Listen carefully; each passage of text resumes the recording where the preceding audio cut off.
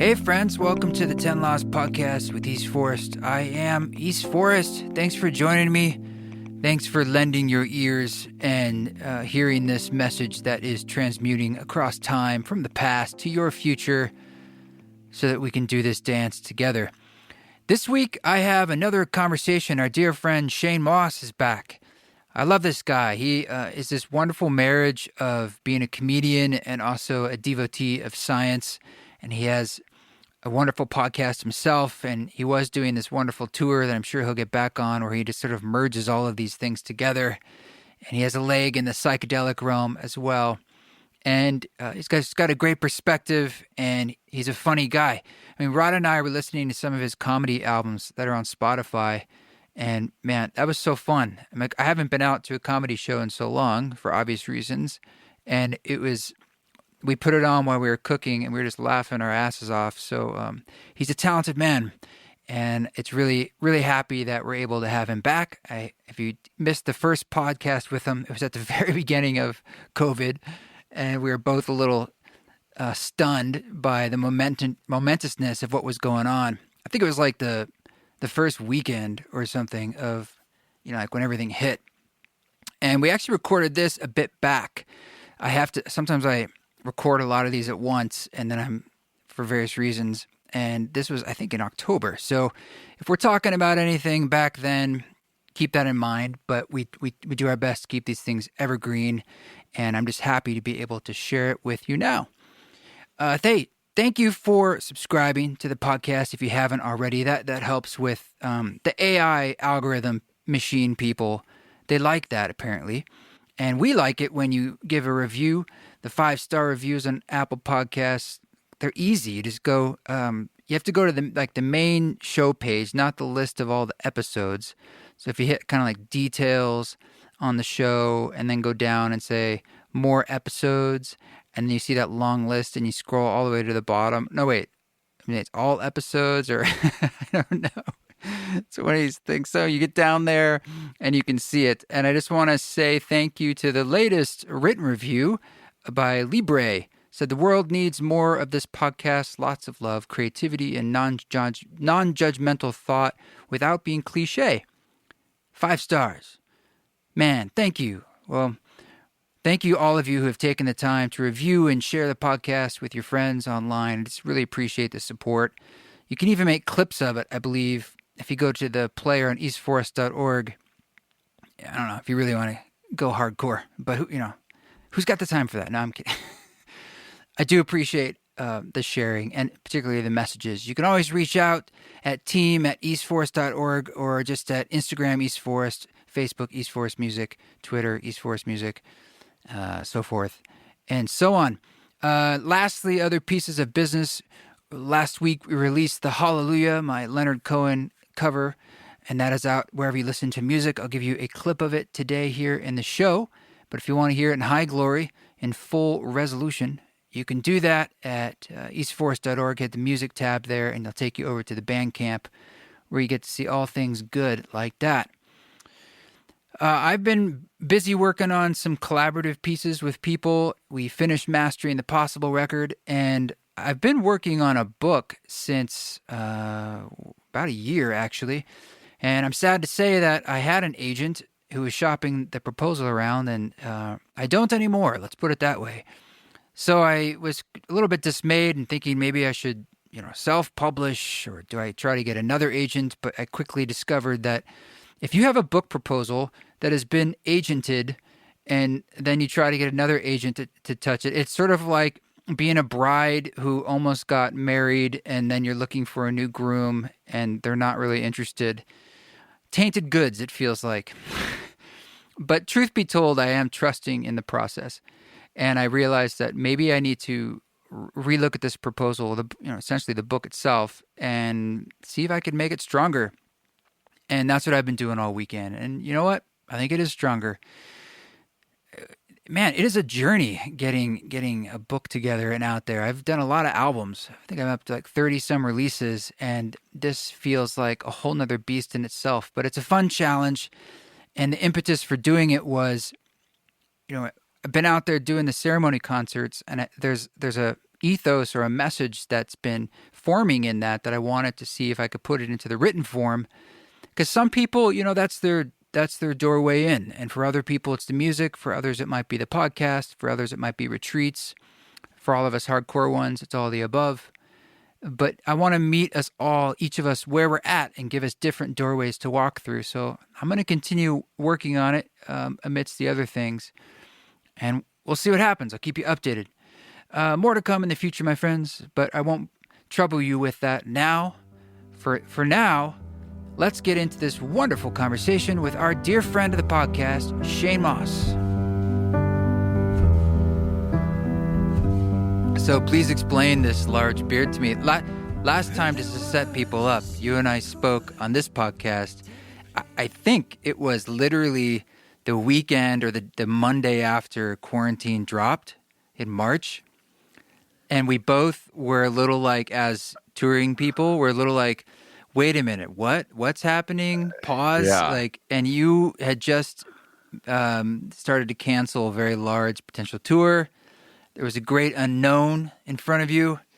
And now we're talking again, and I see that you have a large beard. Yeah. So you've been busy growing. I haven't cut any of my hair since quarantine. The beard, I'm not minding. Sometimes I even forget that it's there, believe it or not. Yeah. And the hair is the thing that's like still in this awkward. It's like not quite long enough to put into a ponytail yet. Man bun. Man bun. I can't wait to get that man bun, and I'm just gonna be such a tool. Man, if I had 10% of that hair, I'd be pretty happy. I have about 2% of what you have going on your whole head. But... Yeah, I have.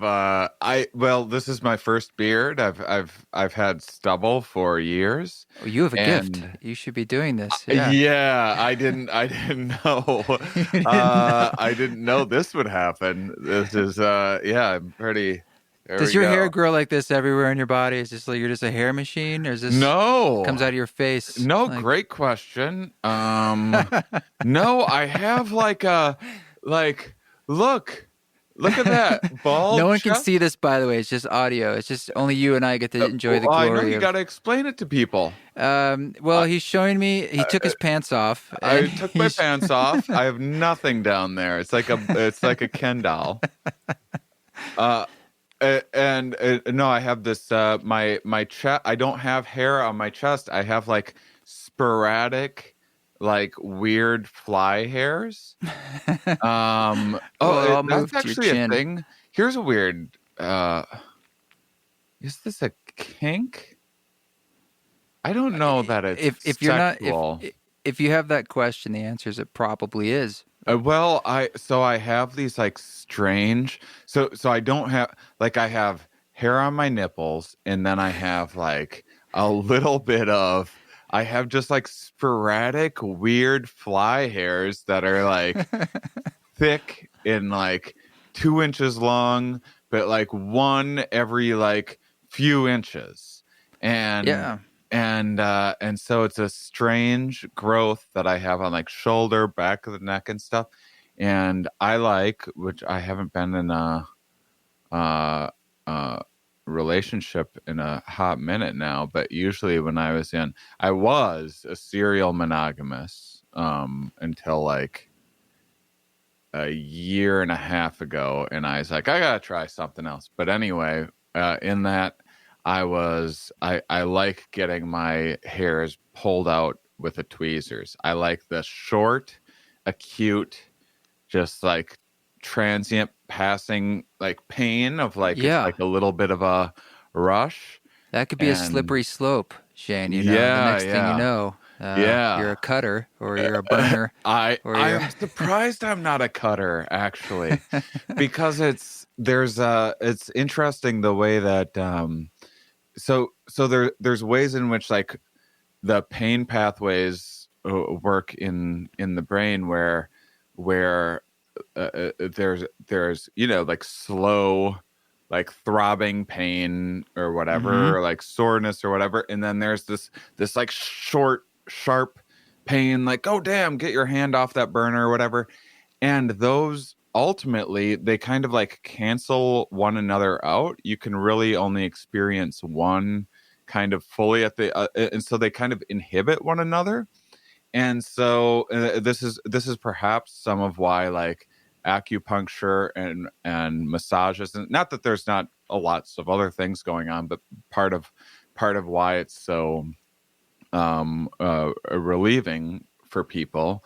You have like this ongoing back issue or whatever, and you deliver short acute pain to that right. or a region nearby for a while, and it cancels out, and it gives the brain like a chance to reset and stuff. Well, the other thing, because our mind like makes use of many different aspects of things to interpret our reality, is that our psychological pain is really closely tied to physical pain receptors as well. And this is probably part of why like cutting is a tool that some people use for that are going through, but horrifying, to look at and think about and everything else. Right. But and if you do get help, but that's kind of like the neuroscience of why and I think that I'm into that. Like, I think that, but the hair pulling thing is a very benign way of like, I'm not really hurting myself. So if no one's pulling your back hair off, what have you been doing the last 7-8 months? Are you sure you don't want to talk about my back hair for a full hour? It wasn't my lead question. I'll say that much. I could tell there was like, there's a moment when I was going into this, I was like, well, I know this is like a fun little bit of neuroscience that's interesting. And also, I bet he's not going to be that interested in it. But I wonder how long I can go with it. We could make this the doorway of illumination, but. So how have I been? Well, I was going to ask, I was connecting it to your back hair. I'm saying you're saying it cancels out another kind of pain. And I'm curious how you've been, how I've been, and what you've been using to balance, shall we say? You're pain. Right. That's a smooth ass transition that I didn't give you credit for. Well, let's see. Early on, so I think that we talked because I believe I was at my friend Cole's place. So I believe that the mandates hadn't gone into place. No, it was very fresh. It was like the toilet paper was starting to leave the shelves, and there was the first bit of panic. So it was like a week before LA was like, we're shutting it all down, and then when that happened, I immediately, because I was living on the road at the time, I was touring in 2019. I was touring about 3 cities a week. And so I had all this stuff canceled. And at the time, I also hadn't really been doing my science podcast.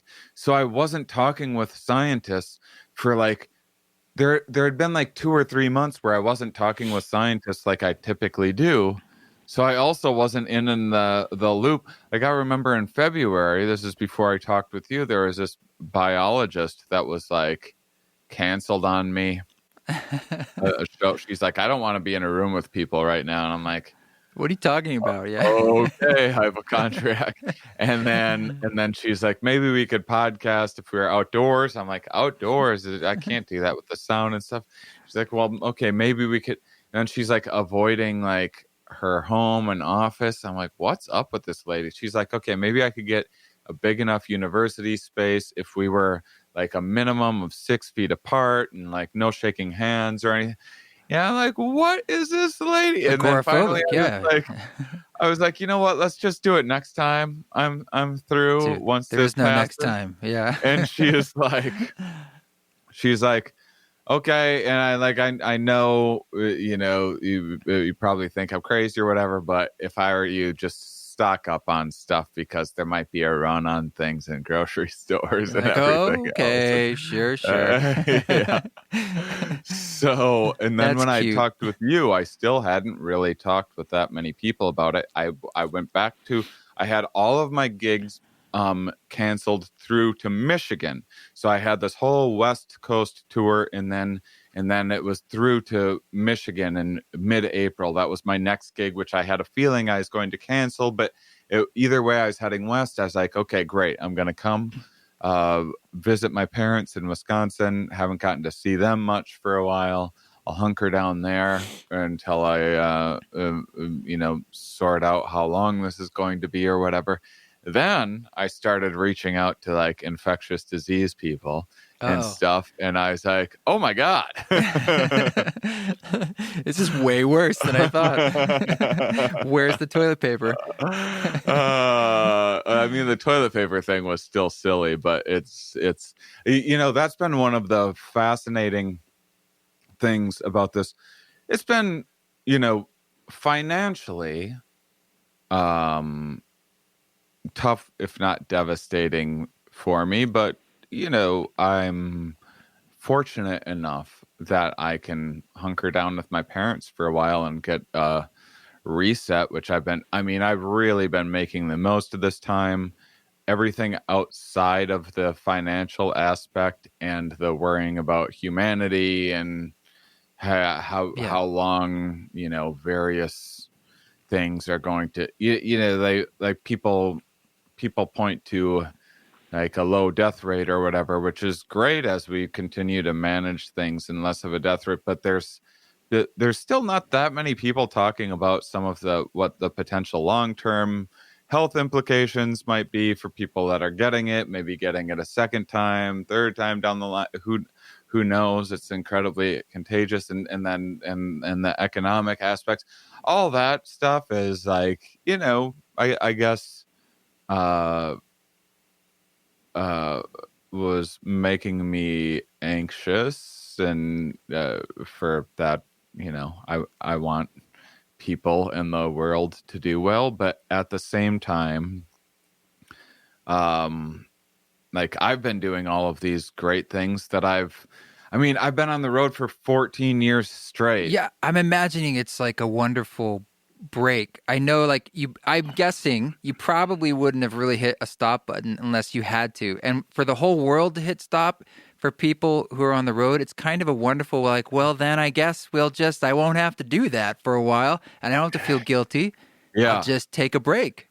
I would have never stopped. And I was loving what I was doing, but also, you get tunnel vision, and there's so much that goes into lining up touring and the marketing involved and everything else that I was like, oh, I haven't done, at the time that I had talked with you, I think I had about a 3-year break from social media. Basically, I had my like assistant post like show info, and like twice a month, maybe I would like tweet something, maybe. And then that's awesome. It was I should have probably stuck with that, but but it's been, I'm not sure what I think about my Twitter use. Sometimes I'm embarrassed by it. Other times it's like a fun open mic that I don't have to care about. It's not helping or hurting my career. It's just like a nice little workshop for me to express things that I wouldn't.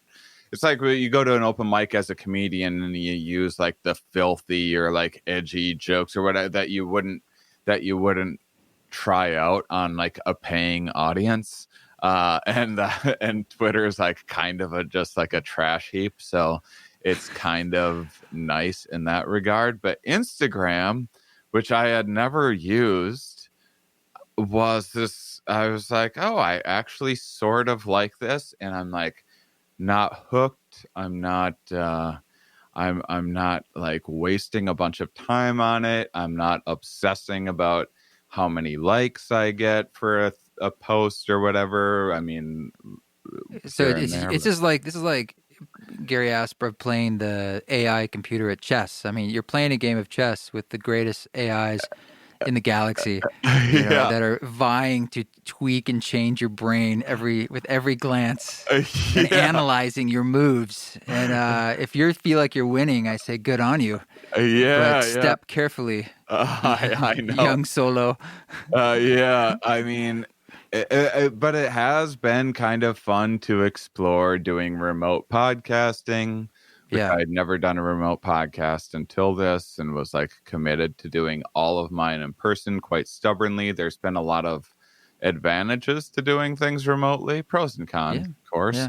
Yeah. There's been things like Crowdcast, or I just tried Twitch for the first time like a week ago, which who knows? And so I've been doing things like that, as well as like dabbling in a bunch of writing, like started writing one book and have like a couple other books that I've been tinkering with for years, not very seriously. And I've been taking that more seriously.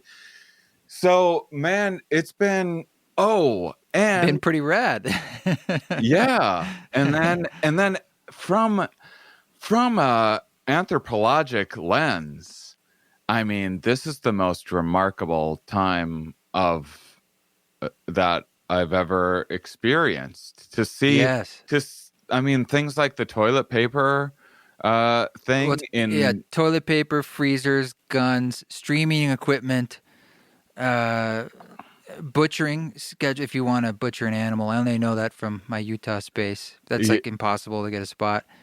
The things that are popular in the pandemic are a bit humorous. Some of them. It's amazing. Yeah, like in knowing that like these laws of scarcity and all of these kind of different cognitive biases that I had noticed and seen, but are in full force now, is really remarkable. And being surprised by a lot of things, a lot of times in really frustrating ways. I had a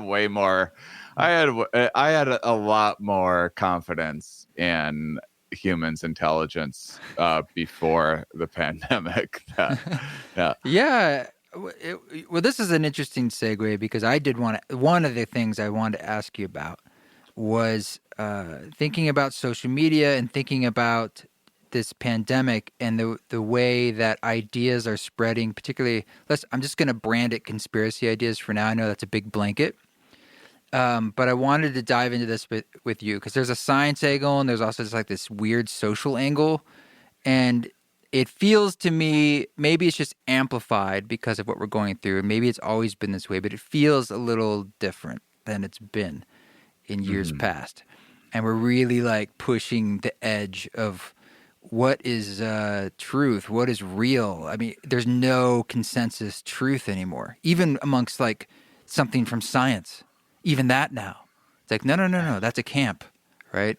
Yeah, I mean... Not with you, I would presume, but I'm just saying... I mean, science has always been like... I think people are just seeing it for... science literacy just isn't where it really needs to be for people to understand that, like, science changes itself. Usually it's in a correcting way. And constantly update. Like, the goal of science is not to find the perfect truth. It's usually to prove what's wrong. It's to falsify things and figure out what we can be like, okay, we now know the world isn't flat anymore, despite everything our senses tell us.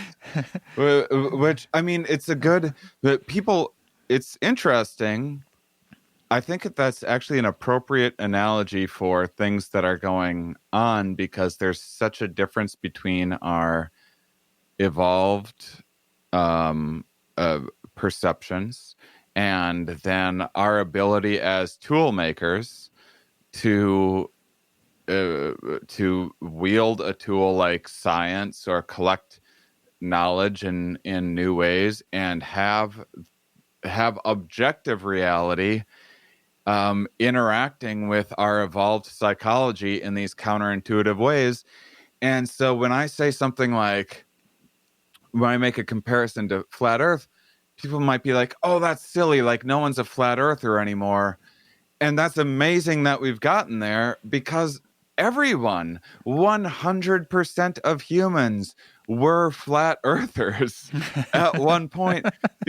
Every other mammal on Earth is a flat earther because why else would you interpret the world in any other way until you start making observations that reveal something different? And this is such an important conversation to have when it comes to climate change, for example, and why we can't understand asymptomatic spread very well, even if we do intellectually. You just coughed and I noticed. If someone was coughing or hacking up a lung when they were sick, the moment they had COVID, this wouldn't be an issue. Every single person would be 6 feet away from that person at least. Yeah, every single person would be insisting that they cover their mouth. If you're bleeding from your eyes and that was the first symptom, like, dude, you're bleeding from your eyes. Back up. Yeah. And it's one of the amazing, beautiful things about host virus interactions that have been going on for billions of years. I mean, probably the reason why we have males and females instead of just cloning, which was the first few billion years of life on this planet. Sexual reproduction didn't evolve until 1.2 billion years ago. They think in response to pathogen threats as a way of mixing up the immune system, and that's why it makes sense to trade off 50% of your genes rather than copying 100% of your genes, which mathematically would normally be the goal of a species driven by. I see where you're going with this. Yeah. Yeah. So sex positive. Okay. So you switch the bacteria, parasites, things that they have very short generations, evolve very quickly, can pick the locks on these immune systems, and we have these great immune systems to fight us at a cellular level, but then we have these behavioral responses, which have been tested for years, which are things like, for example, if you put a have you ever heard of embodied cognition? No. It sounds like a workshop. It's kind of it's the idea that much of our perception, much of like our moral reasoning and these things that we most associate with like higher functioning and intellect and like language ability, stuff like that, comes from the cortex, which is that outer layer that was the last to evolve in the human mind, and something that we have more of than other mammals, and makes us particularly human. That was founded on that was built on top of a foundation of this like sensory input for physical senses. So there's all these peculiar things that happen from that. Like right now we're having a deep conversation. Why would deep mean anything? You know, why does shallow mean something? Why do you call someone bright or dim? These things don't, you know, we can feel close when we're distant.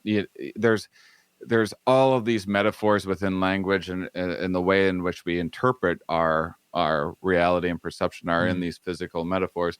In the same way, we have these psychological behavioral defenses to parasitic threats, where like if you take a stink bomb and put it in a room full of people and you give them a survey on social issues, and you have a control group, they're filling out a survey on like, what do you think about affirmative action? What do you think about gay marriage? Things like that.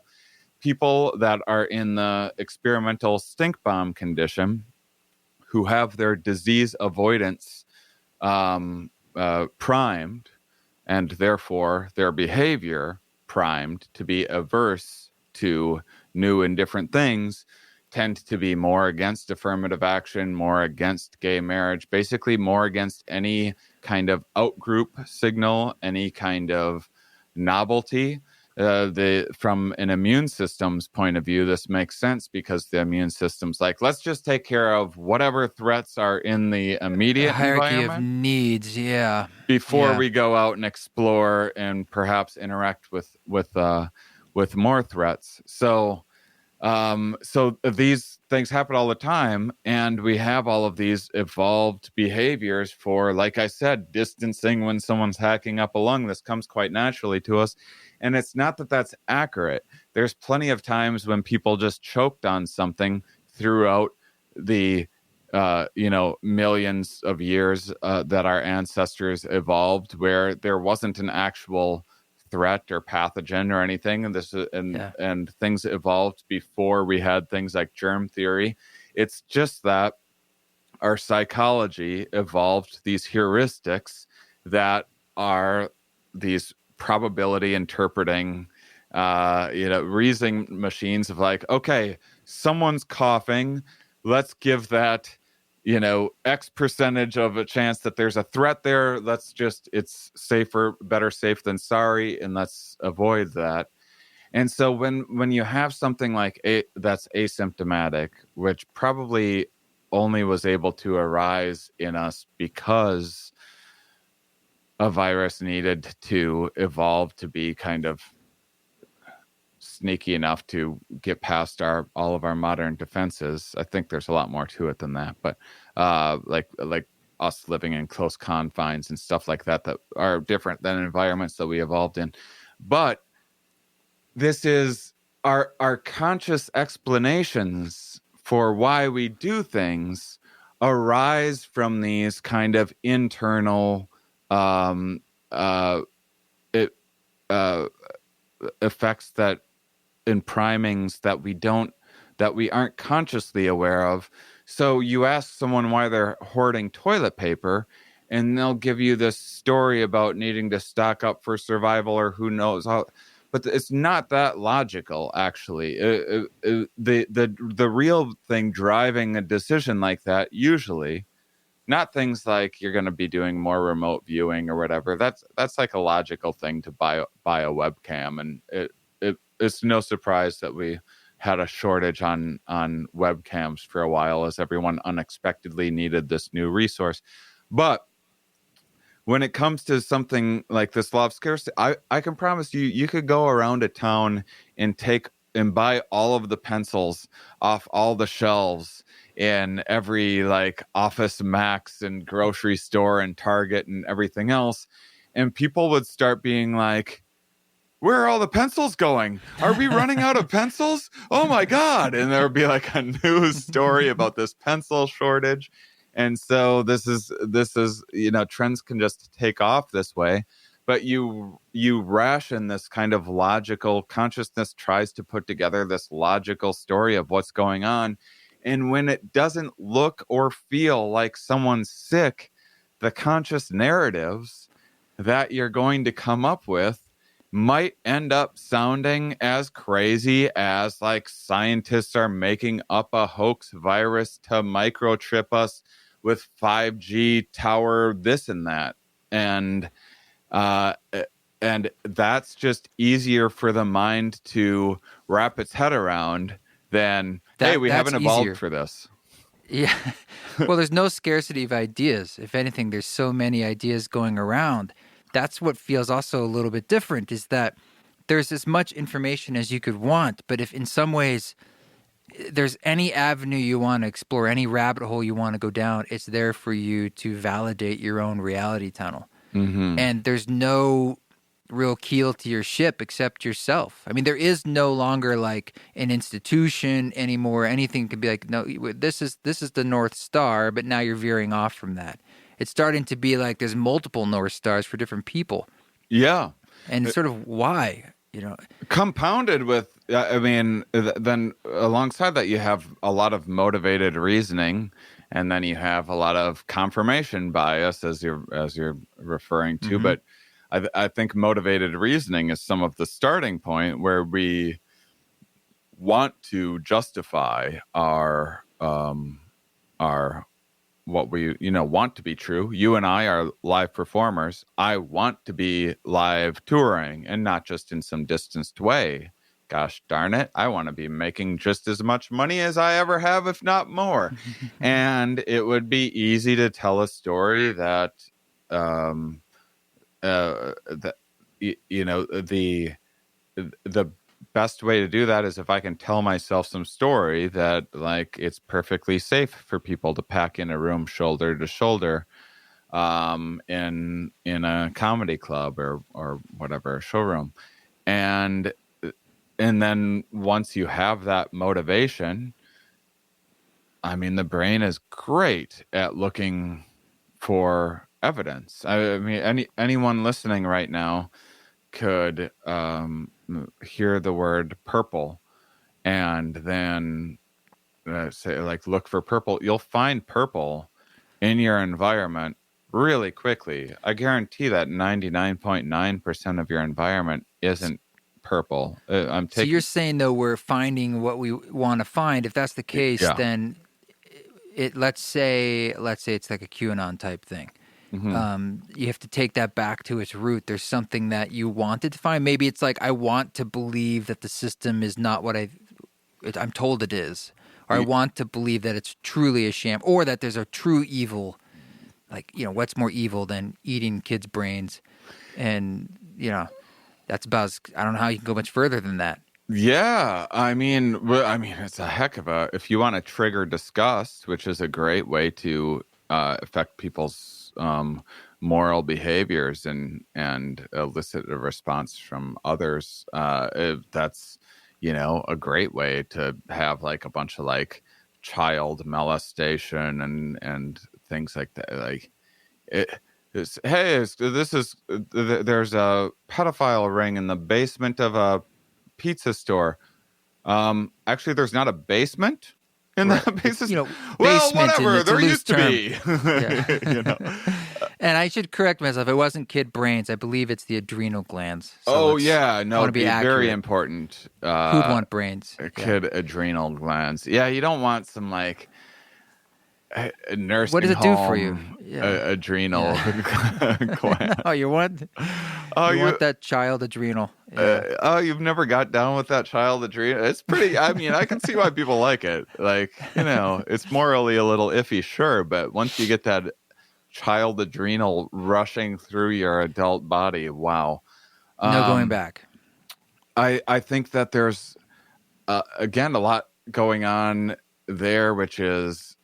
So one quick similar thing. There's I was just talking with some anthropologists recently that work with this hunter-gatherer tribe, and whenever they have, like, some bacterial threat, some sort of virus that's going on, that's killing or impairing people's health, they usually come up with these narratives that have to do with, like, a water demon or something got to this person, and it usually has to do with that person wasn't being altruistic enough. They weren't sharing enough. They were doing something wrong. So there's a lot going on there, which is, there's this idea of this just world hypothesis, which gets into why we have, like, kind of these victim blaming type things that happen where you believe the world is just, and when you so there's a bunch of different cognitive biases going on with that. One, often people have a tendency to believe when they get something good, they've earned it. When something bad happens to them, it was a bit of bad luck. When someone else has that they don't like has something good happen to them, they got lucky. When something bad happens to them, they must have done something wrong. They must have deserved that bad thing. And this is a really nice way of, like, kind of psychologically protecting yourself from, say, thinking about your daughter or wife or something like that ever being assaulted, as if you can come up with this narrative of, like, oh, this woman that happened to, like, she was asking for it. She was wearing the wrong thing or whatever, because the people in my life are acting in the correct ways, bad things won't happen to them. We have agency over our lives. We can make these predictions. And so we do have this tendency to assign agency to these large, chaotic, dynamic systems that are incredibly difficult to wrap our minds around, which is, you have this idea of like a god come up or a spirit come up to encapsulate an idea of like the origin of the universe or order. You come up with the idea of a mad scientist plotting against you to put a face on this this concept of all of these bad things that are kind of out of control. And at the same time, there's two main I feel like I'm talking too much. Am I blabbing too much? Okay. As you're saying this, I'm looking at the picture behind you, the big eye, and I'm thinking like, and then you take things like DMT, right? Yeah. And then it's like, okay, hold on. Like, so it's not that I totally get that we're trying to like kind of we're trying to explain things in a way. Our psychology is. And then you've experienced some of these things, and it's like, it's ineffable, but it's also so powerful and realer than real in certain ways, and has a depth to it like times 1,000 to reality. Yeah. And it's like, okay, so even if I take on the mantle that this is my brain and I fired it up, and it's still in some ways equally incredible and no less meaningful to me. Absolutely. And those are the kinds of peak experiences then when I put that into the context of like confirmation bias and sort of like this idea of like the poetry of life and the meaning that sometimes there's meaning like in those moments. I can't deny them. It's so meaningful. It's meaning with a capital M, bolded and lit up. So how does that fit into this paradigm for you personally? Well, so there's a few things going on there. I'll finish the conspiracy thought, which I think will lead into the other stuff with DMT quite well. So I think that one thing that I've kind of been obsessed with over the last few years is this idea of learned helplessness. If you, this is an oversimplification, and people often write off science as like being reductive, but these are breaking things down into like manageable parts to articulate. No one's saying that this is like a perfect representation of reality, but you take a rat, you put it in a cage. It has two halves. One of the sides shocks, the other side doesn't shock, and so you're testing two things: lack of predictability and lack of control. Those are basically the two main stressors. You do this, you're going to be pulling a lot of cortisol out of the stress hormone out of the rat as a response, more than doing any other things. There's some other factors in stress too, but those are the two like really simple ones where you put a light on, and then you're going to deliver a shock, and the rat can move to the other side and no longer be shocked. And then the rat will eventually learn, like, oh, hey, that light came on. I'm going to move to the other side before the shock goes off. And sort it's now avoided. Of Pavlov in a way. Yeah. And so it's avoided. It's learned to make that prediction that when a light goes on, it can take an action, it can have control, and use that to avoid that shock. And now take one of those things away. So now you take the light away, and so you've taken the prediction away. All of a sudden, out of nowhere, it gets a shock. It can move to the other side and not be shocked anymore. It still has control. Stressful, but it still has control. You do it the other way.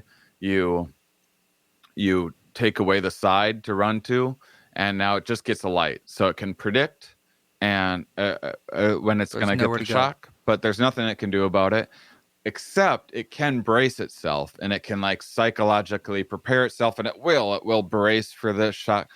And so the prediction at least helps manage some of its stress. Now, if you take away both of those things, you're just shocking it randomly with no sign, nothing it can do about it, and no way it can see it coming. You've taken away both of those main stressors. If you do that for long enough, it will exhibit behavior called learned helplessness. Once a rat's learned helplessness, it's basically learned that its environment is full of unpredictable shocks that it has no control over. And Which once it doesn't feel otherwise. That's in the world of randomness. Right. Supposedly. Okay. So if you take that rat that's learned helplessness, put it back in the original cage where it has the two sides, the light comes on, it can learn really quickly. Any other rat learns this very quickly to move to the other side when the light comes on. The learned helplessness rat won't learn that, or at least it will take it a really long time to pick up on the patterns, to even look for the opportunities to do anything about it, to look for the opportunity to make any prediction, because it's learned that there's just nothing you can do in life. It's hopeless. It's nihilistic, this rat. It's like, why bother? Yes. And you're saying on its brain level, it has a hard time now adapting. Yeah. Learning.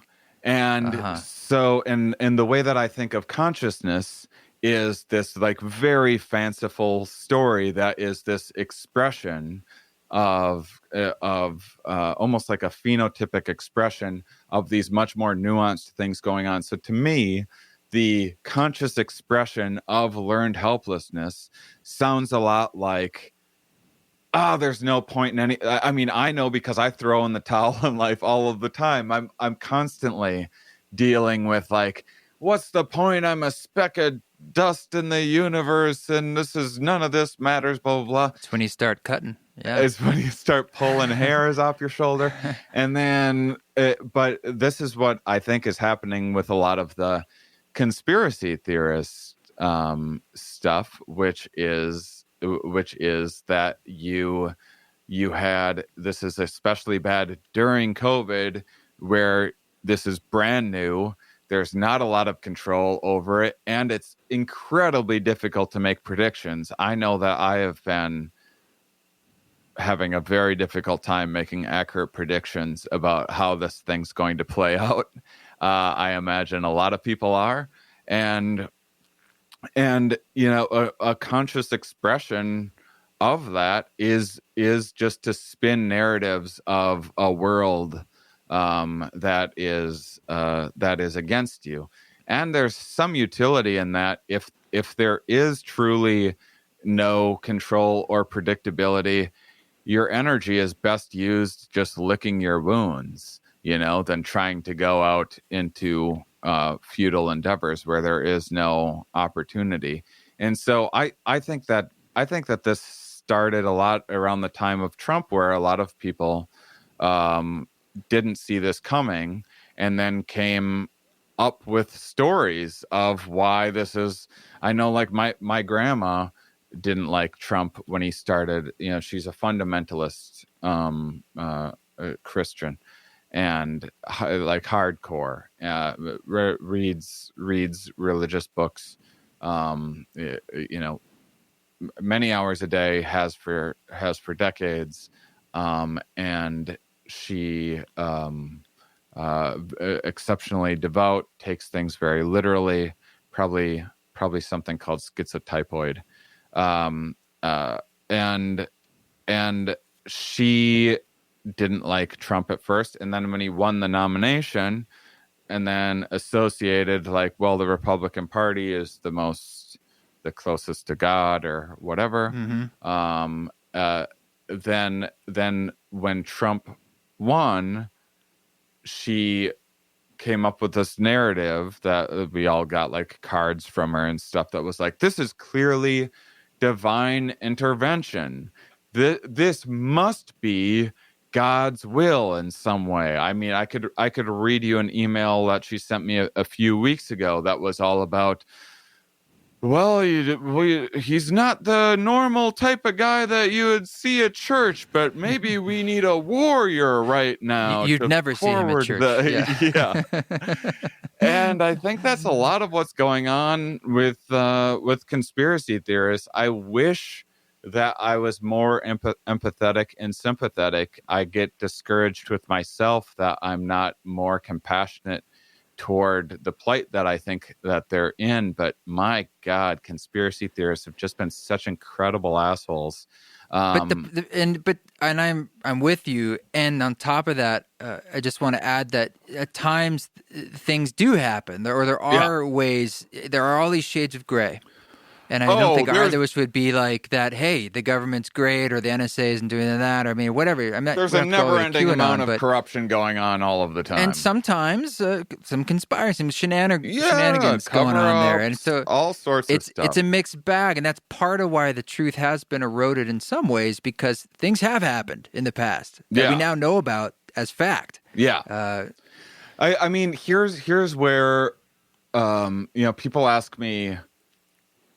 It's a tricky situation because you say like, oh, I don't believe in conspiracies. And then people are like, are you naive? You don't think that like the government's corrupt? I'm like, of course I think the government is like full of all sorts of corruption and everything else. And a lot of it also is pretty well intended and like cover ups and people not knowing what they're doing and people thinking that like, oh, I'll take a little money from this person and then I'll get to do good. I'll win an election and get to do good for the country. So you pick it's like I sell crap on my podcast that I don't believe in.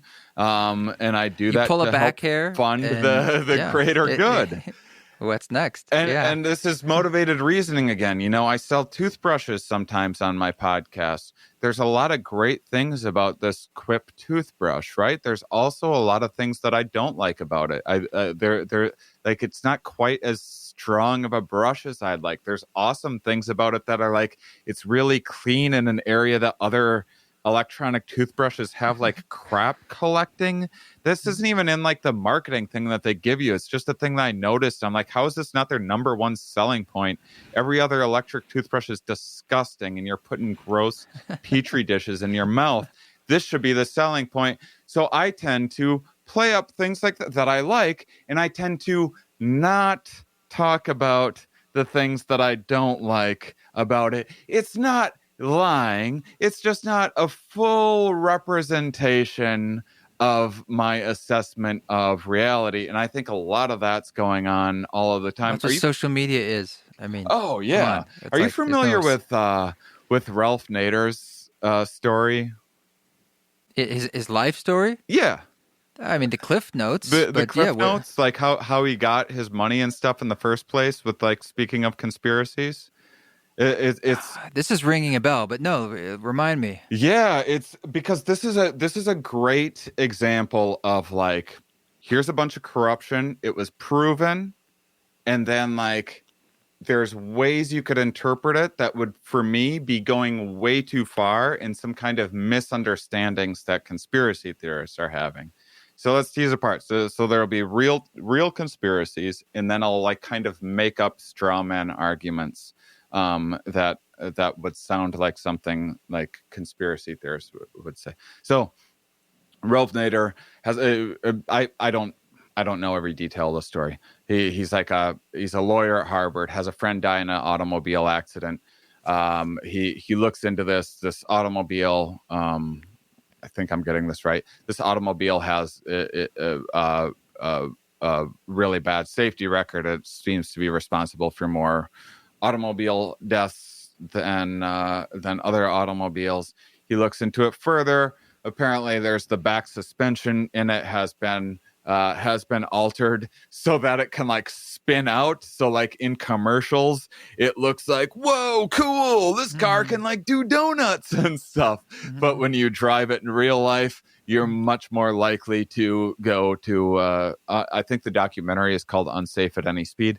Yep. And so, he he goes after, I don't remember exactly the steps, but he goes after automakers to get this done. I think he made some progress. Seatbelts, I think. He was the seatbelt and guy. then he went after seatbelts because he found out that what had happened was that there was actually automakers that tried to offer seatbelts as an option, and they were quite popular. People actually did want these seatbelts, and the large automakers went to these smaller car companies trying to put in seatbelts, and we're like, if you keep selling seatbelts, we're going to shut you down. We're going to do everything we can to shut you down, because if you put in seatbelts, the government's going to start making us put seatbelts in. It's going to drive up regulation and this and that. They happen to be right in some ways. They eventually did mandate seatbelts, but they did all of these things to eliminate seatbelts altogether, and even as an option. Nader found out about this, went after them. They went after Nader's personal character, so they tried to do all these weird things, like they tried to like have prostitutes get with him to sleep with him or whatever. So he just noticed he started like getting hit on by young women and like grocery stores and stuff, and he's like, what the hell is going on? And was like, I good enough for what I don't care about the moral judgment with in regards to this, but whatever happened, it became somehow along the way they figured out that it was like General Motors and stuff trying to do this, trying to slander him, trying to set him up, and he was able to prove this in court. Ended up winning like millions. They eventually admitted to doing this, these big auto manufacturers, and they paid him millions of dollars. That's how he originally got many of his funds to then go and do a bunch of other fantastic consumer advocacy work, and then sabotage his career with a presidential run eventually. But I'm a huge consumer advocate, so I'm a big fan of what he did, and so that's like, there's a lot of corruption and conspiracy within that. What a conspiracy theorist sounds like to me is when someone says something like, is when it goes from like, hey, cars should be safer, and car manufacturers are covering up problems when they know there's things wrong with their car and the recalls would be expensive, and they're doing things to manipulate politicians, and all of that is fair game. I think when it goes too far is when people start thinking, oh, see, these car manufacturers, they're trying to lower the population by making these cars more dangerous because these elitists, and look, they're doing crash tests. Look right there. They knew they were going to crash.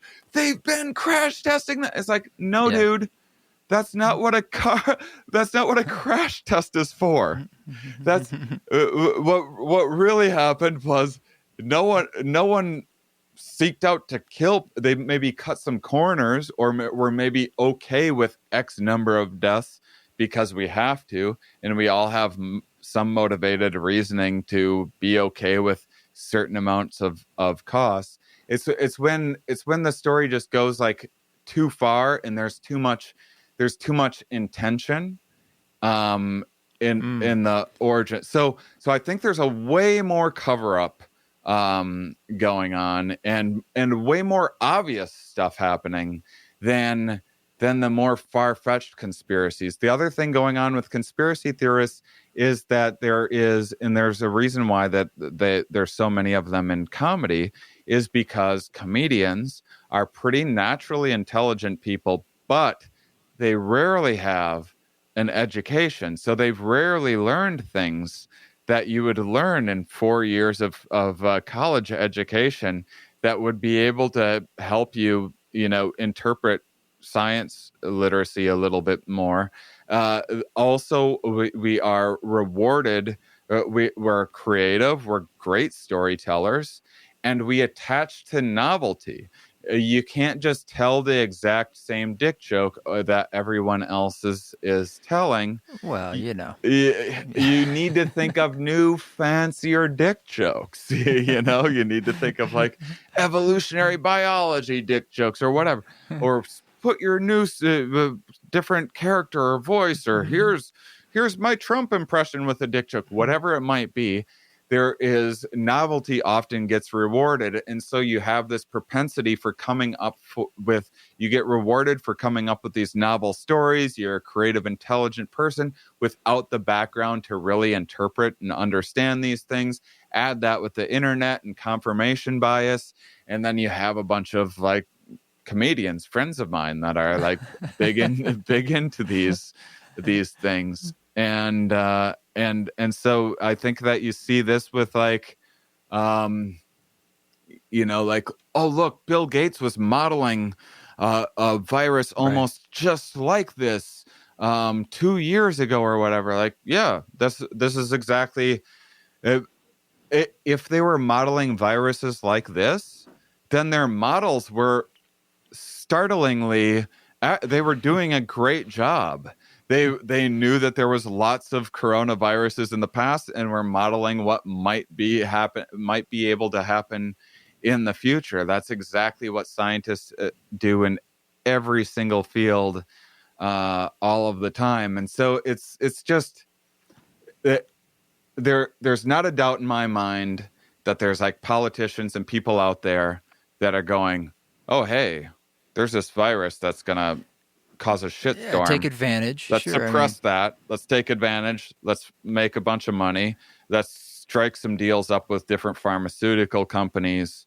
Let's take whatever money is going to help with a campaign. Tell myself a story about how I'm going to use that to help the greater good or whatever. Or you just like the spotlight or the power or whatever.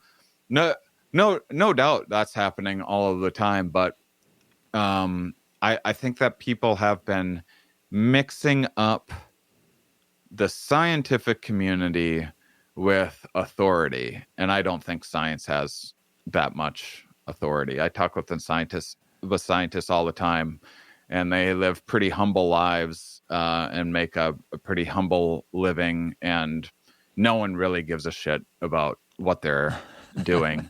I never once got an angry email from anyone in my 6 years of interviewing scientists about like, hey, I don't think this dung beetle researcher knew what they were talking about. I think they're making up stuff about zebra mussels or whatever. Like, never once. All of the sudden, a virus that makes people like not be able to live their lives in the way that they're used to or want to. And now all of a sudden people get interested in science in the very specific domain of let's justify the narrative that I want. Oh, here's this person that says masks don't work. Right. And so I think that's what's it's hard to think that there's anyone in charge. I mean, when you get to the higher level conspiracies about these cabals sort of pulling the strings, I'm like, this. I think that the sad truth is no one's in charge. I know. Like, it's a listless ship that we have this collective agreements about. But many people are attempting and trying and doing this and that. But it's basically, it's like, don't tell anyone. There's no one at the helm. Yeah, and I mean, it's one of the things that I love about science is it's not. I don't know how democratic it is, but it's something that anyone can take part in. I can read a scientific publication. I'll have the abstract, and it'll probably like sound way more interesting than the study is because there's incentive even within science to like get published and everything else. But then I can read the introduction of what their premise is and what they're trying to do. And then I can read their methodology. And it should be written out in a way that I can, if I have the resources, tools, or whatever. Some of these studies take almost no resources whatsoever to run, like social experiments and stuff. And you can anyone can replicate these studies for themselves, and then you can look at the conclusions that they came up with and see, like, is that an appropriate conclusion to make from the results that you got? Does that is that study measuring what they think that it's measuring? And every single person can take part in this. Every single person can take part in studies. I mean, I think it's so awesome in that way. And scientists are humble people that, in my opinion, for the most part, pretty humble people that are always searching for new takes on things and new interpretations of things. And I know through the pandemic, they've been talking with local restaurants and local farmers to be like, hey, this farmer, so a bunch of farms supply directly to restaurants. And so these farms have all this food and stuff that they don't know what to do with, or they supply schools or whatever. People could actually change their restaurants could change the way that they do things and almost sell groceries and sell like pre-made meals. They already have the staff to prep a bunch of food to do like whatever butchering or whatever else that the average person can't do, and prep food for things. And people could get their groceries from restaurants, theoretically. That way you're supporting a local farm and you're supporting your local restaurant all in one thing. And there's all sorts of like interesting things like that we all could participate in. You don't feel like you get that with like changing healthcare type of thing, other than getting to vote like every 4 years or something. It's just like, no wonder people feel that learned helplessness when it comes to politics, because what the fuck can you do other than your tiny little vote? Yeah. And last time we spoke, you said you hadn't done any sort of psychedelic or Sorry, DMT. I did promise we'd talk about DMT. No, it's okay. But I bring it up because I think you said it in a way like that shifts your reality in a sense. I don't know, like in a way that it what's the way to put this? Like it softens the edges in a sense, or it adds another layer of meaning, I think. And have you imbibed in a way, or do you still feel like that would change perhaps your own belief system? Well, I mean, I'm certainly open to change. I would hope. Probably not as much as I like to tell myself that I am. But I mean, if anyone, like as a guest on a podcast, I'm a little self-conscious that maybe people would think that I'm like a blowhard or sound like a know-it-all or something like that. If you listen to my podcast when I'm talking with scientists, if you want to hear how wrong I am about every fucking thing that's coming out of my mouth, wait until I talk with any. I'm proven wrong on everything, every single episode. Not only that, but here's another thing that I love. I'll do my research. I'll look through publications. I'll read a publication they wrote like 2 years ago, interpret it, say it back to them, and then they'll be like, oh yeah, actually that's not That's the old me. Yeah. we've come a long way in our understanding in the last couple of years. It's not quite that anymore. And that's what I love, is that it's the opposite of dogmatic.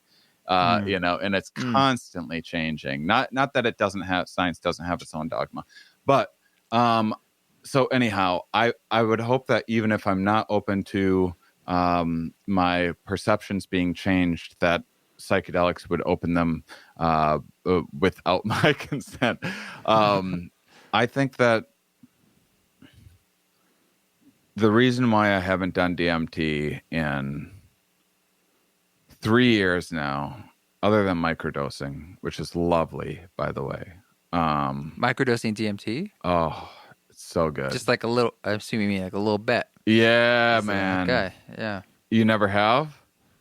I guess I have a couple times, but I wasn't intending, I'm going to microdose.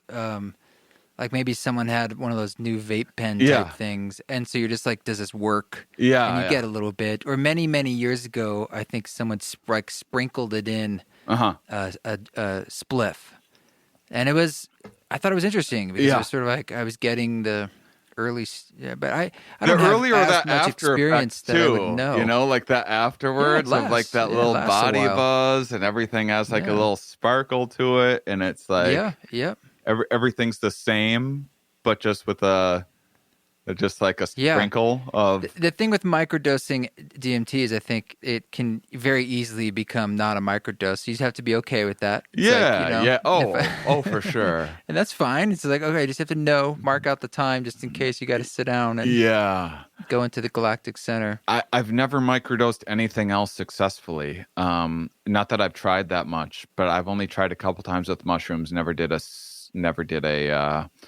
any kind of protocol. Just was like, well, I'll take this little bit, do that for a few days, see what happens. And I'm kind of an idiot like that with psychedelics, where I just like I don't like do the research and stuff.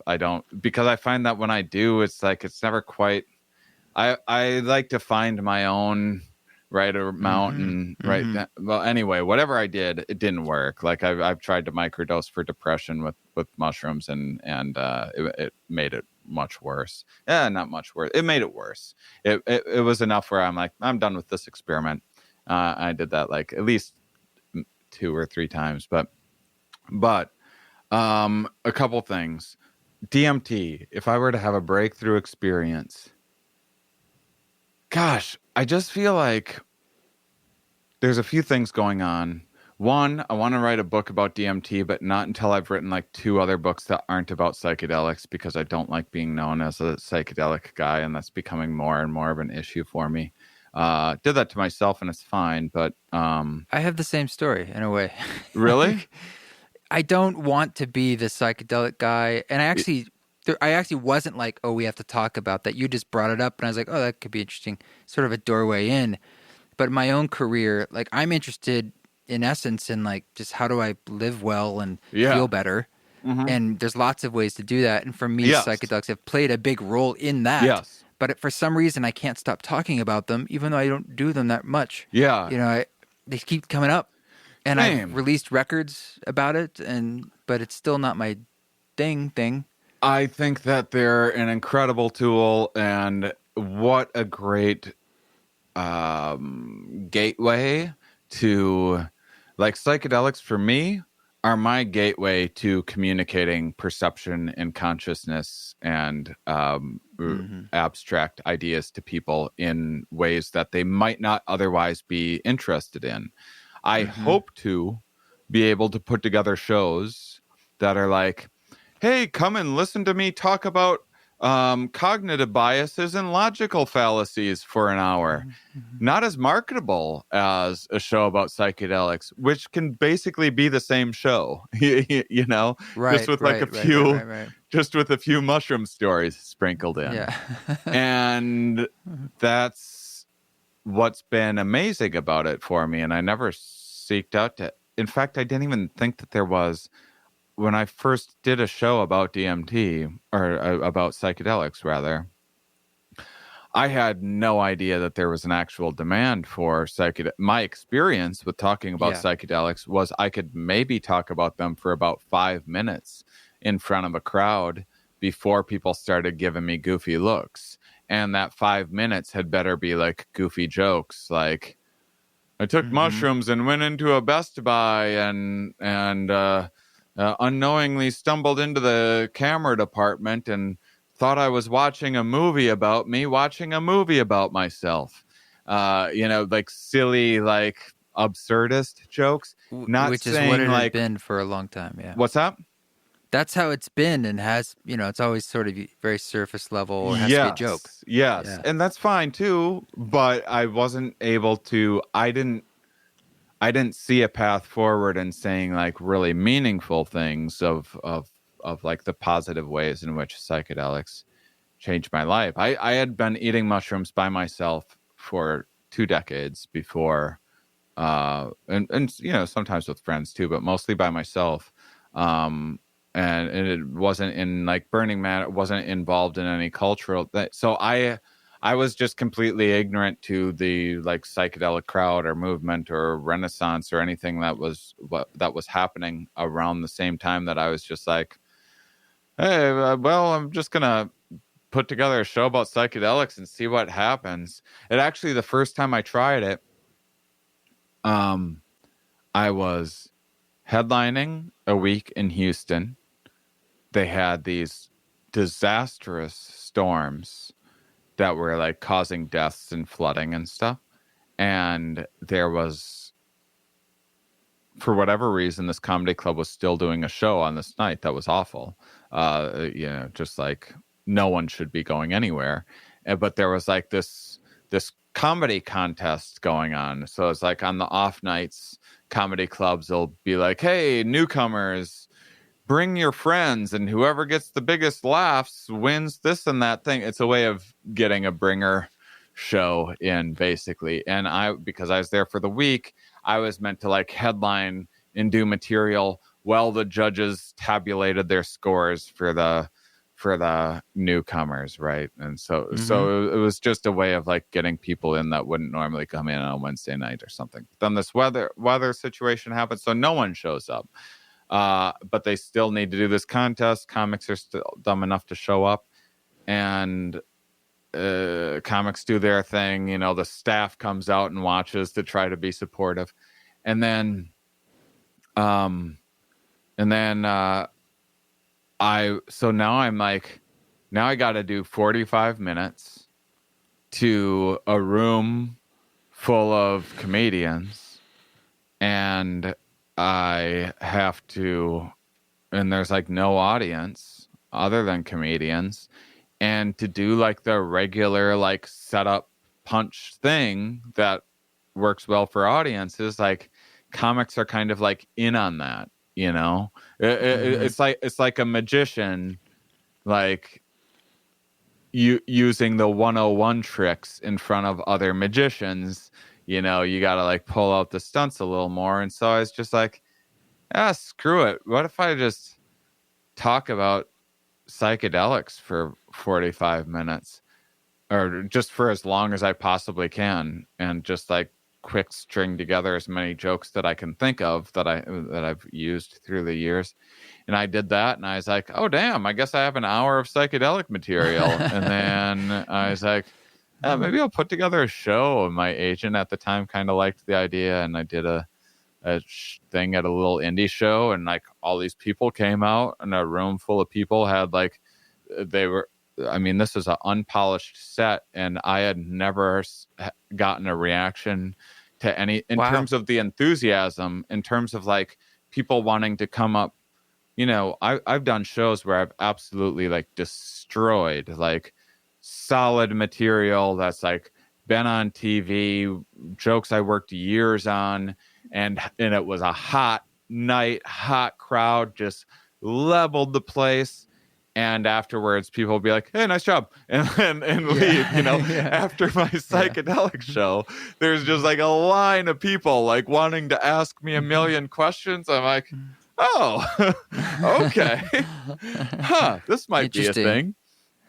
And it allowed me to push the boundaries of what I thought was possible with comedy, which is to do more thoughtful things, to do more cerebral stuff, more cognitively challenging material. And that's all that happened. I never set out to be like, I have this hook I'm gonna try out and be like this psychedelic guy. That's interesting. That's because for me, I think if it gave you that license, I think it gave me the license to do like more heart-centered stuff, or be like, I don't feel like I have to be the such and such normal performer. It's like I can like bring in that other stuff. And I also saw a much more natural response. And for myself, it's like, oh, that's not what concerts I thought were supposed to be before. It has to be more entertaining, but as really it is about being more, I guess, authentic to your own experience, or more vulnerable in a way. You're just like, well, just speak about the stuff that matters to me. And there's something universal there. Yeah. So, I mean, psychedelics have been good to me in a variety of ways. But in 2017, making my documentary, Psychonautics, a Comics Exploration of Psychedelics, I went a little overboard. and didn't broke every one of my own rules. And because I had 20 years of successful experience, and we had a short amount of time to film this thing and small budget and everything else. And, I had some very, very significant and intense and scary, especially for the people around me more than me, but the people around me, manic episodes. And since that time, I've been, although I was always susceptible to hypomanic episodes, I mean, I didn't care about that. Hypomania is the goal. I mean, like, hypomania is like the greatest thing that a person can be in life. If you stop short of like blowing all of your money or like getting an STD or whatever, hypomania is like it is like almost by definition firing on all cylinders plus a few others you didn't realize existed, right. For a sustained period of time.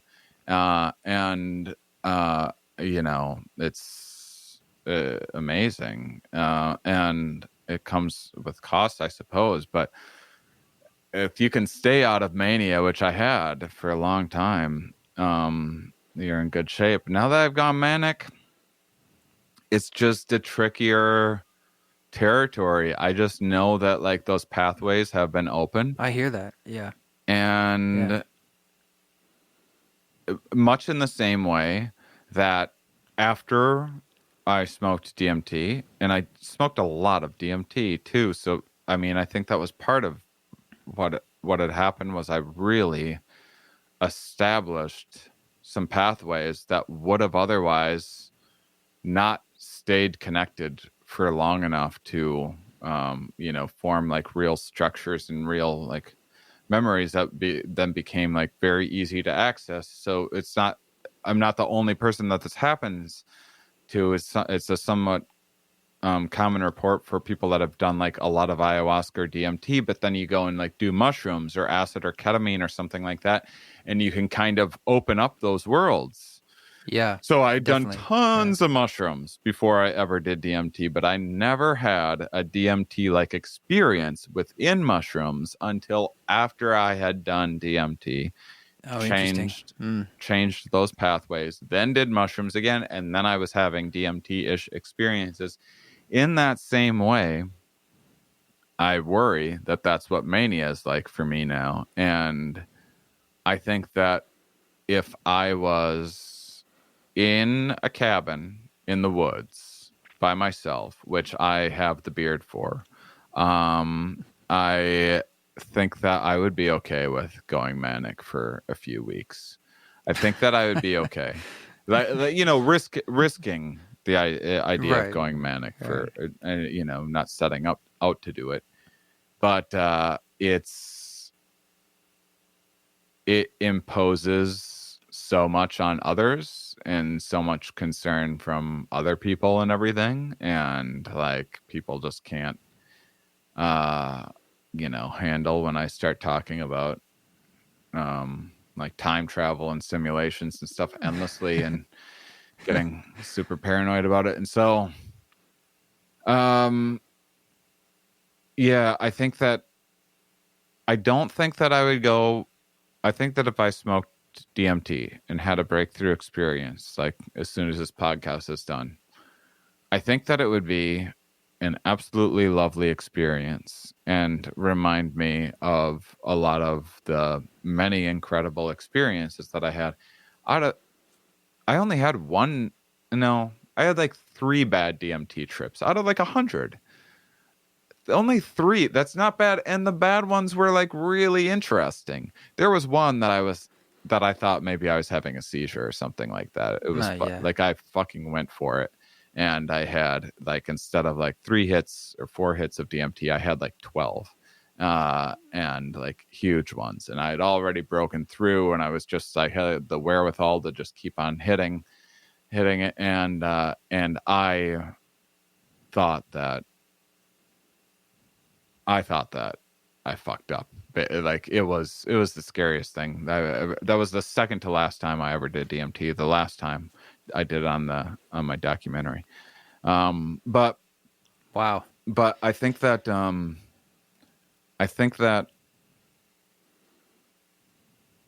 be fine. I think that the main issue for me right now is I do worry about mushrooms making me manic. But if I did DMT, I think that it would take me like a month to like fully integrate the experience. And man, this quarantine's just been like You look like you're thriving. I mean, so I can sense how in some ways it's like, why rock the boat when things are, I don't know. I don't want to say working, but the mission is I've been making small incremental gains, and I've been doing like adult shit. You know, I've been on an adventure for a very long time, and I'm taking a break. I'm like doing paperwork, like accounting. I quit smoking right like shortly after we talked last. I was like, this is not a time. I'm glad I could influence you. Yeah, it was inspired by you. I was like, even if, you know, even without knowing much about like, you know, COVID's interaction with lungs and stuff at the time, I was just like, well, this is not the right time to have your lungs in impaired shape. And this definitely isn't the right time to have a smoker's cough in public. and I was going home to my parents too, and I didn't want to be like smoking around them. And so I was like, this is the perfect opportunity. Then May 25th, I turned 40 and I quit drinking. Had another manic episode when I did that, by the way. Ended up in a psych ward again for a week. Oh, no kidding. 5 days, actually. From not drinking? That's what happened the first time, too. That was a big component. Chronic drinking makes it really inhibits mania. So if you're bipolar, because alcohol's an upper while you're drinking it, but then it's a depressant afterwards. It has these like I forget what they call it, like the two. Yeah. There's a lot of drug interactions like that. Context is everything, and they can have two different impacts in the mind depending on the situation. So yeah, everything's fine with alcohol until you stop drinking, and then,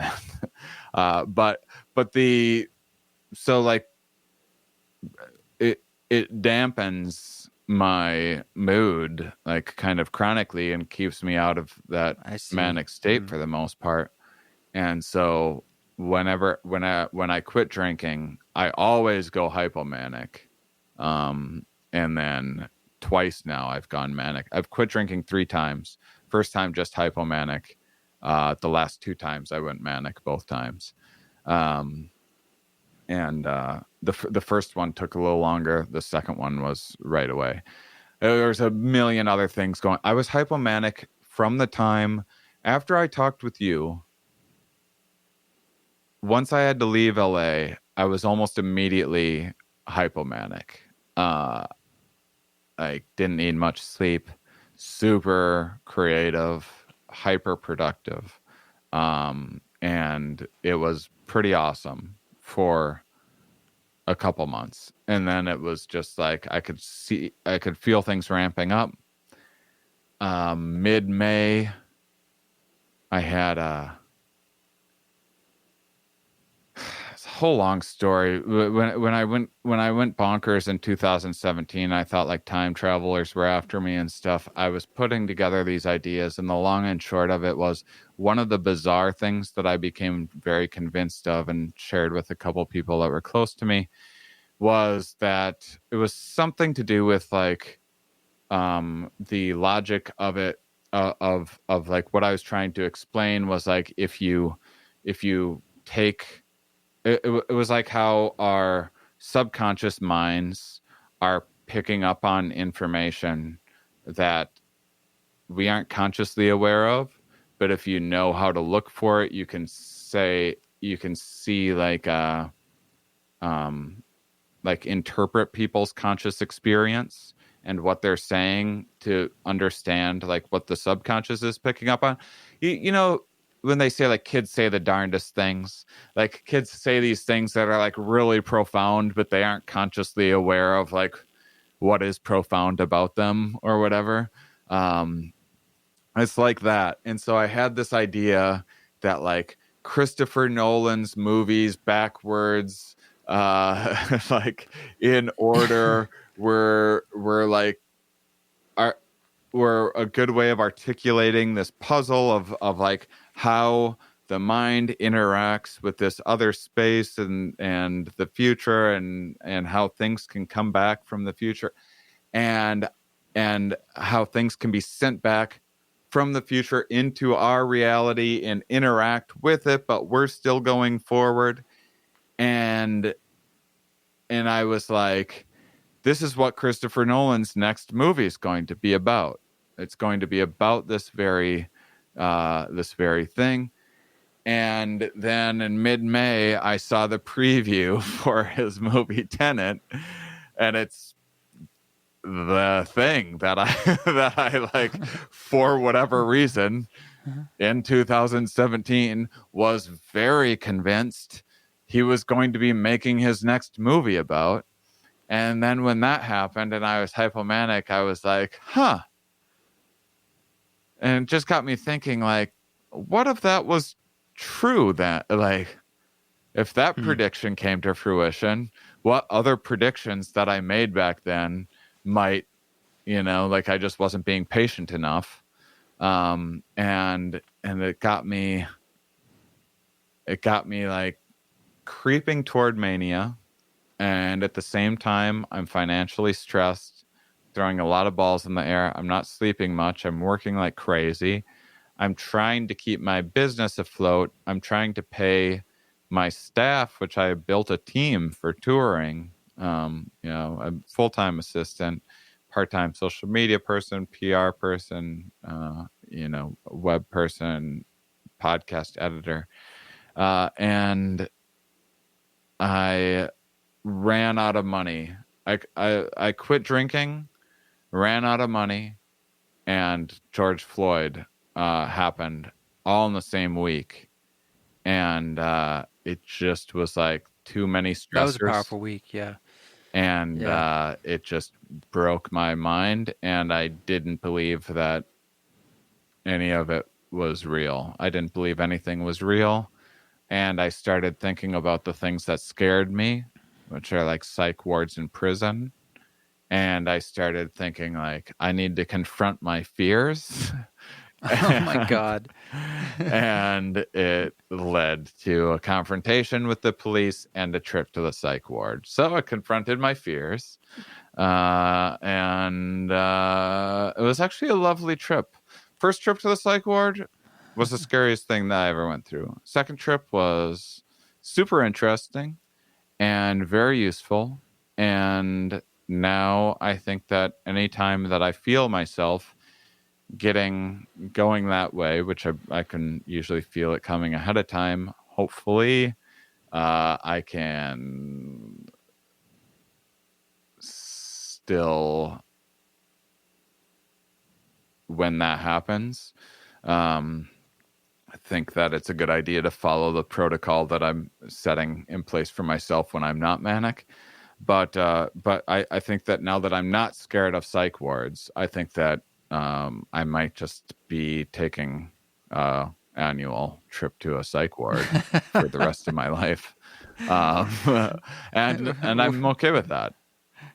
Well, you seem like you're in a good place, at least just from the last time we spoke. And so I'm witnessing that. Started exercising around that time too. That was another thing. It was just too much going on. And then, but since that time, I've been exercising, especially over the last month. But I was active all summer. But the last month, I've really been exercising a lot, like all through the day, making sure that I'm continuing to move so that my mood stays elevated and I'm productive and getting in shape, and man, it's been like I feel like I'm turning into a real adult. So that's why You're a big boy now, that's another Shane. reason why I'm not doing psychedelics right now. And I think I would say that's a good deduction to make. It sounds like a really smart choice. And I ran out of ketamine. So if I had ketamine, I would definitely do ketamine, because ketamine's a different thing. Space medicine. It's just easy. It's just so easy. It's just like, I know it's not everyone's experience with it. I don't know what your feelings are about ketamine, but I think it's just the easiest, like in and out, no build up, no, it's just like boom, kicks in 5 minutes, no like whole annoying come up to deal with. You're there for an hour. It like, if anything, the like after effect is feeling like a little bit drunk-ish for like an hour afterwards, so that kind of satiates that like missing alcohol too. And it's, I mean, other than being slightly addictive and slightly bad for what, your liver or something, bladder. If you do oh yeah, that's what it is, bladder. Other than that, I mean, gosh. Yeah, my partner has been leading legal ketamine-assisted therapy here in Boise, so that's sort of actually a newer job, and so nice. I'm well versed in the wonderful. Yeah. Yeah. But it's a much longer story. I told it earlier, several months back. I had a intermuscular experience with it that was unintentionally powerful. Not just powerful, but like times 1,000 of any experience I've ever had. Really? So it's just like I was floored. Yeah. Yeah. I mean, completely different thing that I had no clue those dimensions existed. Really? Yeah, well, now yeah. I really want to do ketamine. I mean, Yeah, what did you just do? shot A in the very arm high is- dose? It was a shot. It's called intermuscular. Yeah. No, I've done that. It was 75 milligrams, which I guess would be That's a regular considered dose. a strong normal dose. That is Yeah, normal. and I had the same. I'd had 200 milligrams as lozenges, and you tend to ingest in your body about 30% ish, I think. So roughly the same amount. So that's why they came up with that dose. But for some reason, when they gave that to me, it felt like they'd given me 1,000,000 times more than they intended to. I assumed they had. I said, okay, they screwed up. And I probably won't die, but this is gonna go for some pretty far places. And I just like, we have to ride this out. You know, I was like shaking, and I couldn't. You were shaking. I have a fair amount of experience across the decades, from anything from the Amazon to shamans here and there, and sweat lodges. And this was truly the strongest by a magnitude of many, many, many dozens and hundreds of maybe. Wow. I'd never experienced anything like it. Yeah. It felt like nitrous and MDMA and ayahuasca and psilocybin and sort of all rolled into one. Mm-hmm. It had elements of all of it. And as you're talking about these pathways and stuff, but it was strange. And I didn't know, and it really broke me. The next day, I was truly broken mentally, like really, perhaps manic. Yeah, like I couldn't hold on to reality. And it was my birthday, actually. Really? I canceled everything because I couldn't. I was angry, but as I started to come back, which I'd say within the next day, I was more coming back. I was just more shell shocked because I didn't anticipate that experience happening. I thought it'd just be this easy breezy thing. Since then, I've felt the strongest I've felt in years mentally. And I can't attribute it necessarily to that, but it very well could have played a large role in it. It's hard to say. I mean, all of this is making me want to do ketamine quite a bit. The therapy sessions are interesting because there's some research that if you do a series of them, that you tend to do 3 to 6 over 3 weeks, that there's a magic number there of getting enough of the dosage that it has the long-lasting effects for depression and anxiety, and sometimes chronic pain too. So anecdotally, I can say that for myself, but that wasn't I don't know. It was summertime, and I've had a lot going on that creatively I've been feeling really satisfied. And that's, I think, plays a big role in mental health. But nonetheless, I had at least 3 panic attacks before that, from the beginning of March until then, related to things from just stress and COVID and all these things. Yeah. Since then, I've been the guy consoling people. Like, I just don't feel very shakeable in that way. I feel much more grounded. Yeah, so take it or leave it. For some people, I do. It's not the thing, I have one emergency dose of ketamine left. Is it 75 milligrams? Yeah. Now I'm interested. Now I think you. Well, there are clinics everywhere you are, so I'm sure in Wisconsin or wherever you are, you could find it. So expensive. Yeah. Well, in the non-big city places, like not LA, New York, it's much more affordable. I think it's like $1,000 in LA. It could be like $100 here. So that's not bad. Yeah. But check it out. But I'm happy to see you looking healthy, and your body is very equipped at growing hair, which is a good sign. It's a sign of life. It's good to see you, man. Yeah, and I assume your website still. I just looked at it earlier. It looks like it still has what you're up to, and I got a new website. Both ShaneMauss.com and the Here We Are Podcast.com website are new revamps in quarantine. Cool. 2 new quarantine projects, and we're going to keep working on those, but they're better than they were last time we talked. So one of the many additions to things. Yeah, well, keep it up. I think you're doing things right. And if it's right for you, it's right. Yeah, so we'll see. It's good to connect. I feel pretty good about things right now. Fantastic. All things considered, as is the slogan for 2020. But yeah, it's good, man. Yeah. All right, thanks, brother. Until next time. Yeah, thanks so much for having me. Thank you, Shane, for joining us. I always have a smile on my face and have my cognitive functions titillated at the same time when we talk. I look forward to doing it again, and I encourage you to keep growing that hair. Check him out. Link is down there in the show notes, and if you haven't heard his podcast, I highly recommend it. We also announced that tour that you can pre-register now for in a few select markets in the United States. These are actually the only markets that we are even able to do events in the entire United States. And these are all COVID. We're doing all the COVID precautions for these events, but that'll be right now we're trying to do Orlando, Tampa, Miami, Jacksonville in Florida, Atlanta, Georgia, Charleston, South Carolina, Austin, Texas, Dallas, Columbus, Ohio, and Salt Lake City is already scheduled for May 1st. So check that out, eastforest.org/tour, and you can read all about what it means to pre-register for the event. It's just sort of a way of expressing your interest in us doing this. And when you do that, it helps us know if we should go ahead and book a venue and try to make this craziness happen. We're trying, my friend. So thanks for checking that out. This song that you're hearing in the background is Hallelujah.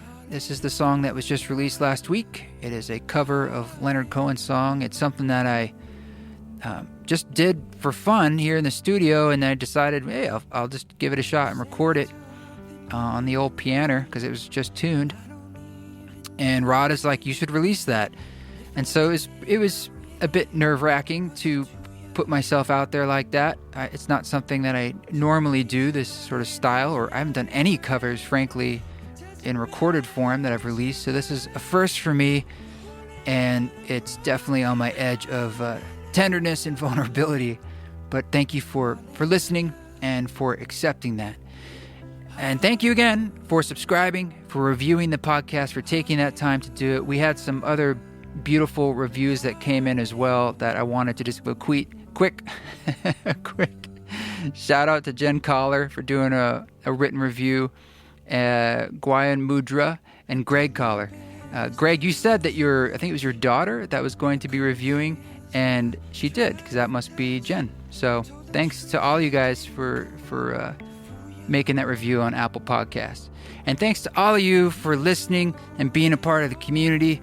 I'm looking for more ways that we can join in direct conversation and sort of deepen the relationship in whatever way feels right to you. Sort of like this podcast or, the music are ways of doing that, but there's perhaps ways that we can be in more conversation together. But until then, my friends, I will see you next week. You keep walking your walk. Don't take any shit, but if you do it with grace.